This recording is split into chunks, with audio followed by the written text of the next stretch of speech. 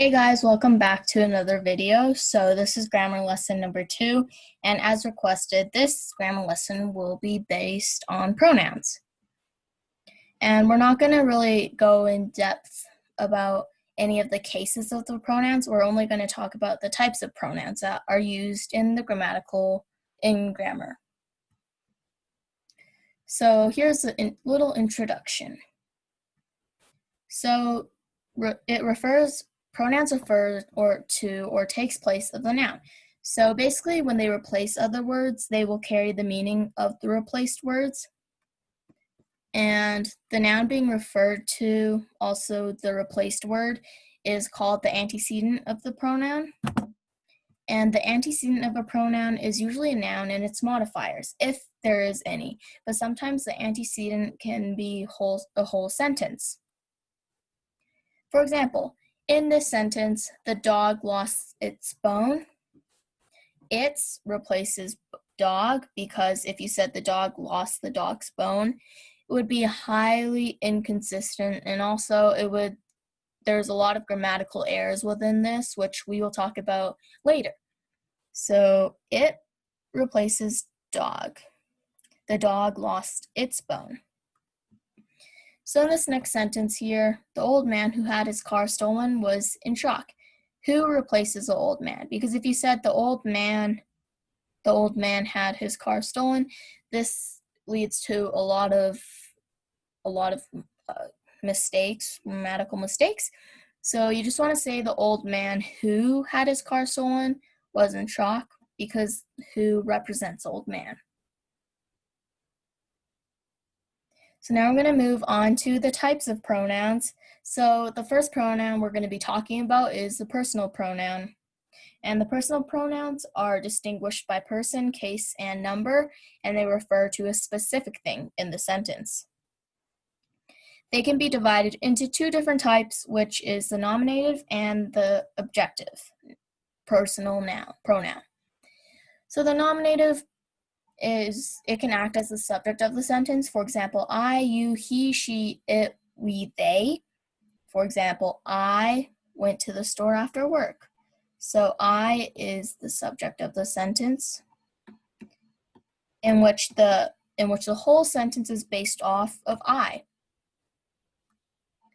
So here's another example. You should not go to school today if you're sick. You is the subject, and you should not go to school if you're sick. So the whole sentence is revolving around you. The objective case, however, is a little bit different, as it acts as the object of the sentence. For example, me, you, him, her, it, us, and them. For example, Melissa really likes him. In this sentence, although Melissa is the subject, him is the object of the sentence, and these sometimes get confused. These sometimes get mixed up with, but Melissa is the subject and him acts as the object of the sentence to support Melissa. So the second pronoun we're going to be talking about is the relative pronoun, and these are used to connect clarifying information to nouns or other pronouns within a sentence. For example, who, that, which, whom, whose, whoever, whichever, whomever, and whatever. And basically, this pronoun replaces a repeated noun in order to make the new sentence more grammatical. For example, Tom Hanks, who is the greatest actor, should win an Oscar. Who, it's used to connect Tom Hanks to make it sound like he is the greatest actor and he should win the Oscar.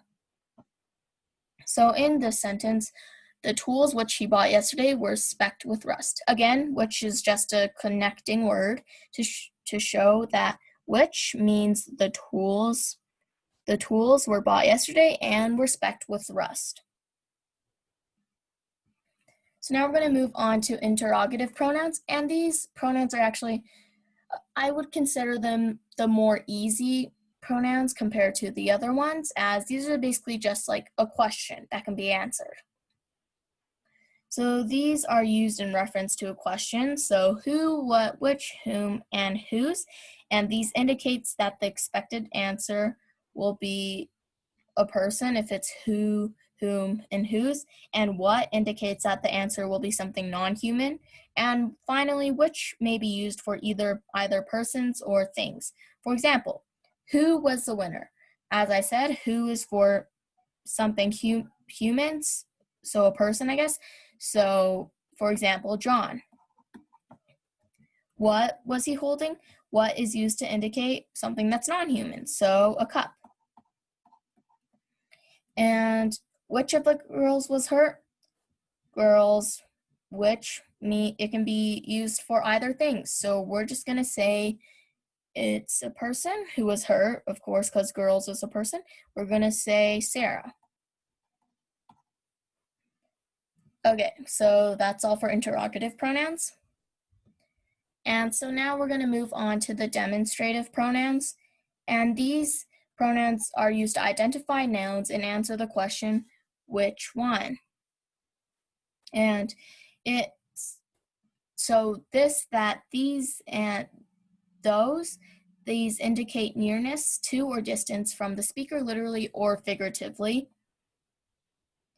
So in here, the antecedent of the pronoun is usually in another clause or sentence, and sometimes the reference is too general for there to be a specific antecedent.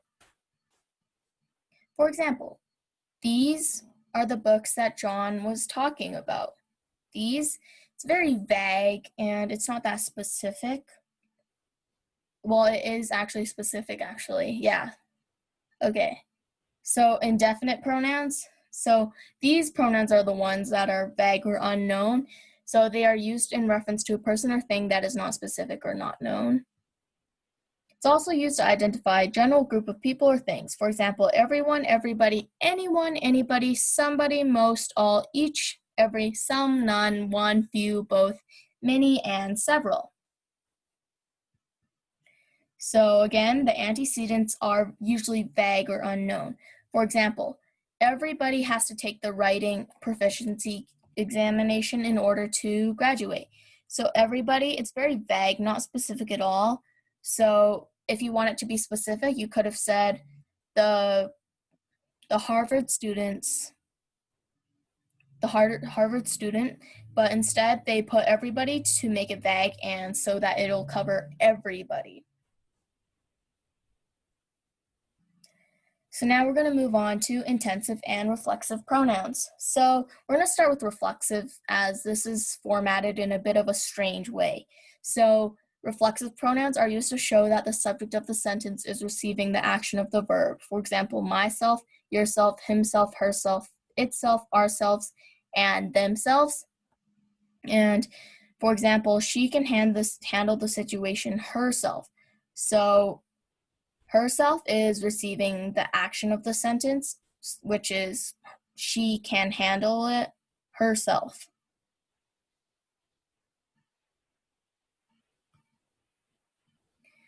So now we're going to move on to intensive pronouns, and these are used to place emphasis on the subject, and they're not essential to the meaning of the sentence.